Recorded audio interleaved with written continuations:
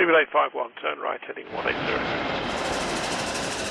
14 Papa, turn right 245, report localizer established. So I just want to say a massive thank you for the opportunity to interview you. I've never done this kind of thing before, so I'd be lying if I said I wasn't somewhat nervous. Don't be, I promise I don't bite.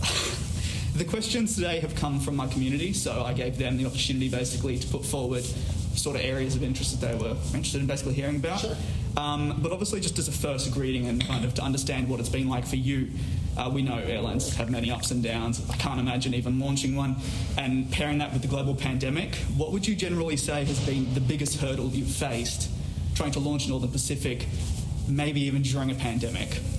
Well, we kind of look at the pandemic differently than most people do. Yep. For us, it's an opportunity more than barrier to entry. If you rewind and think about trying to start an endeavor like this in 2019, it would have been nearly impossible to be able to get slots and gates, and just the infrastructure needed for an endeavor like this just wasn't available because aviation was at its peak. And it's because of the contraction due to COVID that has really presented this opportunity. I think, to answer your question more directly, the challenge is when does the world exit into a post-COVID world? And that timing, obviously nobody knows. But we're optimists, and we believe that not only will we exit, because as a society we have to figure out a way to deal with this awful disease, but we have to find some way to get back to some kind of normal life, and we believe that's going to be this year. But not knowing exactly and knowing that we might have to pivot, that's probably the biggest challenge. No, I get you totally. I think it's great to see that it's more of an opportunity rather than potentially a hindrance, which I'm sure for many people they could say it was, but it's great just to talk. It's been awful for so many people, and I certainly don't want to minimize it, but for the opportunity to be a contrarian and kind of go business against the flow, it's been good for us. That's brilliant to hear. And sort of moving on from that, we know that the 757 is playing an integral part in Northern Pacific Airways, and later today we'll get the chance to be able to see that. And while you've outlined some of the reasoning behind your decisions for the 757 quite extensively, so I won't ask you too much about that, how long into the future would you say that you will see the 757 flying with Northern Pacific? There's questions, will it be 2 years, 5 years? Have you sort of set out a time frame where you may want to move towards newer technology type of thing? Well, we're in talks to move to the newer technology today. I mean, we got to be planning for that, because that's a pretty long lead time endeavor to make a fleet change like that. Internally, I've said I think we're probably not going to be able to scale 5.7s beyond probably 20 tails is the most we're going to do. Emotionally, I would love to be the last passenger operator of 757s in the world. Whether or not that happens or not, I don't know. But Delta's already said they're going to operate them for almost another 10 years. So who knows? I don't see it going much beyond 10 years, but somewhere in that range. No, I get you. And trust me, it's almost any aircraft. You just don't want to let go. Exactly. Even though sometimes you feel like you need to. Yeah. You don't want to at the same time. And sticking with the 757s, a question that was very commonly asked is, with delivery slots and so forth, what would for you be the minimum number of aircraft you'd sort of want to begin operations with? Would it be you'd want to start with just a single one, or would you potentially want to start with 3, 4 type of thing? Well, we're targeting 12, okay. But we think probably we could still launch if we have as few as 8. Okay, but not much skinnier than that. So a very rapid introduction then, yes. If you're aiming to launch. Yeah. Sounds good. And I think one of the natural questions this could be if you're starting a cookie company or a drink is competition, naturally. So cementing a place within this industry is always tricky. It presents challenges like anything. And you're looking towards Anchorage as a home with flights to the United States and Asia. So one of the questions was specifically focusing on those Asian destinations. How do you see yourself attracting passengers from Asia that'll be flying through to Anchorage and then either onto the United States? We know it's a market that can be tough at times. And how would you see Northern Pacific being set aside from competitors in that kind of area?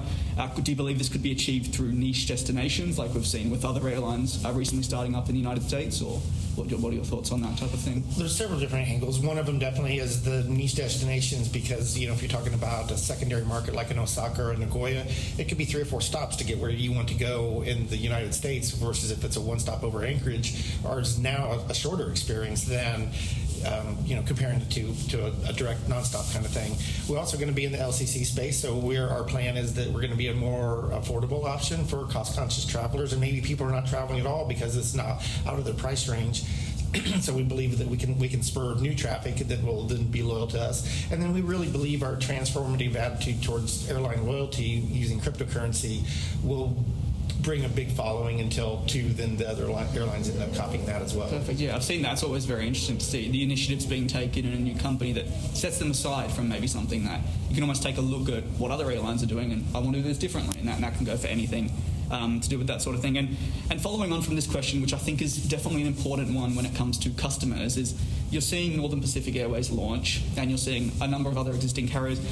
Why would someone, let's say me or anyone maybe, what's an incentive, pardon me, to pick Northern Pacific Airways, as in service, fleet? What's sort of there that may set you aside where I should look to myself and say I definitely want to jump on board one of your aircraft? Well, there's several things. I mean, price being one of them. Like a lot of people search on an online travel agency and they pick the one at the top because it's the cheapest, and ideally that's going to be Northern Pacific Airways. We're also going to be able to offer the stopover opportunity, so anybody that's maybe had to see Alaska on their bucket list but never really would contemplate, I'm going to carve off a whole week of vacation and travel all the way there just to see it, might add a day or two to an already existing trip to go see all the beautiful things that Alaska has to offer. I get you. I really think, though, not to belabor the theme, but I think the cryptocurrency is going to make a big difference because we're in talks now with both the Ted Stevens Airport and the city of Anchorage to be launch partners where we're going to get all the merchants to actually accept Flycoin as a form of payment.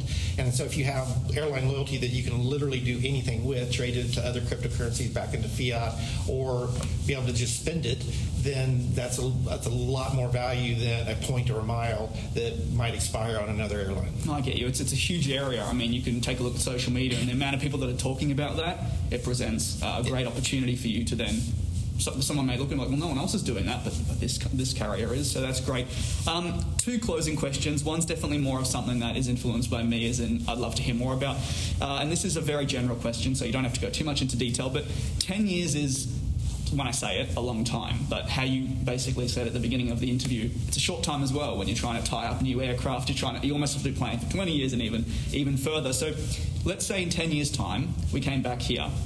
Where would you want to be with Northern Pacific? Is that aircraft, maybe new areas, Canada, Europe? Is there a plan that you sort of have for the next 10 years that you would like to achieve? There's a whole list of cities that we would like. We certainly want to scale our goals to, as quickly as possible, scale to 50 airplanes. We think that really gets us to a sustainable, defensible model where nobody's going to be able to just knock us out of the marketplace. We're looking at all kinds of new technologies. We've been in talks with Boom for possible supersonic opportunities. So as pardon the pun, the sky really is the limit. Is like we want to be on the cutting edge of new things that we can offer the flying public. No, I get you. And personally arriving into Los Angeles, the first billboard I saw was United promoting the Boom Supersonic. I was like, wow, you sort of see the difference and the effect that newer technology, and I think that's definitely in recent years played a massive role. Yeah. And this is just the final question really from me. I'm a very creative person. I love when it comes to branding, even just looking at the board that's sitting right behind you, and it's great to see the design and the colours and elements of that. And I'd be lying if I said one of the main factors to getting into aviation was the cool designs on planes, and whether that be sports cars, but definitely for planes and liveries, and having a livery that when you see at the airport you like. So for Northern Pacific, the livery, how did it come about, and were there challenges in trying to find that perfect livery for you personally? There really wasn't. I have these awesome partners in All Forward Media based in New York, and they hit the design out of the ballpark on the first try. I just literally fell in love with it the first time I saw it. I thought it really represented what Alaska is all about and what's on our hearts and really the theme of the whole airline. And there's been a few little minor tweaks, but it really, that the first time it was revealed to me, it was like, that's it. That's the one. That's the one we're doing. I get what you're saying. If you find the right people and you sort of give them a brief rundown, they can pick the absolute perfect thing. And obviously, I guess comparing it to other liveries, it definitely stands out. So did you ever at any point want to go down a more simple route, or was it always for you, we want to try and keep it to Alaska? He said and I've read all about the livery, so forth, and what it includes and encompasses. But for you, was it always about doing that at any cost possible, or were there opportunities to maybe keep it definitely simple? Being cool and edgy is super important to us. That's just kind of the culture of our whole company and the makeup of senior management.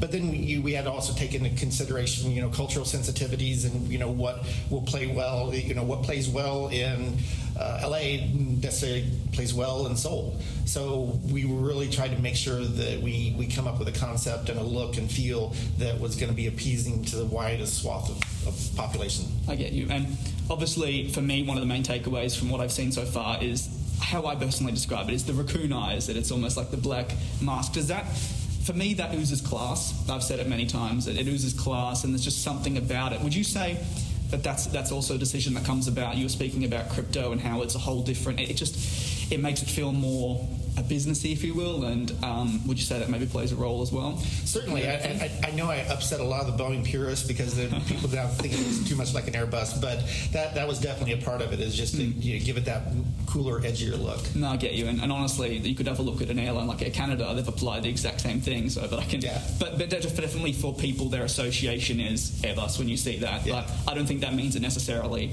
has to restrict to only Airbus aircraft. I think it looks great on the 757. Thank you. Yeah, we do too. And yeah, that's all from me. I want to thank you so much for the opportunity to interview you. I've never had this opportunity before, so it's great to sort of be able to ask questions, and that it's always been on my chest. Well, hopefully I can help you launch your career, and this will be the first of many. Thank you very, very much. I appreciate it. It's very nice meeting you. Yes, thank you. You too. All good. All good. Thank you very much. You did great.